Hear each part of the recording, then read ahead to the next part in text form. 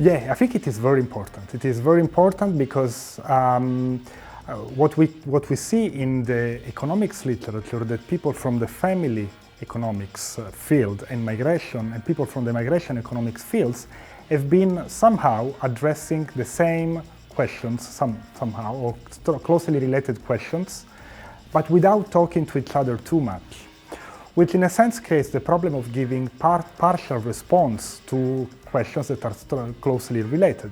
So what I think it's really important is to put people from these two fields, or these two, big research topics, to talk to each other and try to have a more global approach in answering these the big questions that are related to the economics of the family and the economics of migration.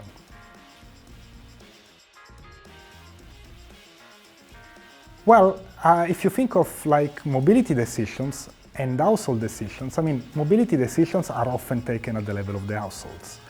Households decision, most households will take labor decisions depending on where they are, depending on where they want to go. If you look or if we look at big societal events in the last decades, they all relate to big movement of people, and all these movements were mostly by households moving from one place to another. Mass migrations.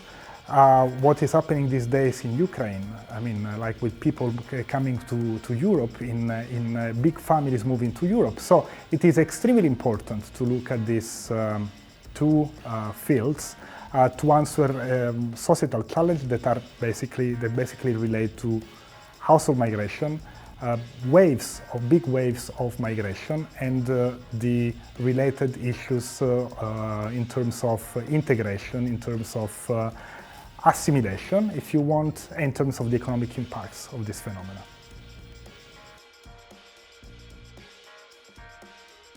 I personally think yes. This is why we have put so much effort in organizing a workshop like this, exactly because it is really important to avoid that, or that, you know, like people working on migration and people working in family really stand in their own corner, right?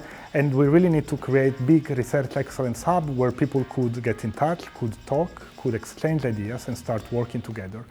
They could spread ideas and share the ideas, for example, with junior colleagues, with junior economists that will be the next generation of people that will answer these research questions.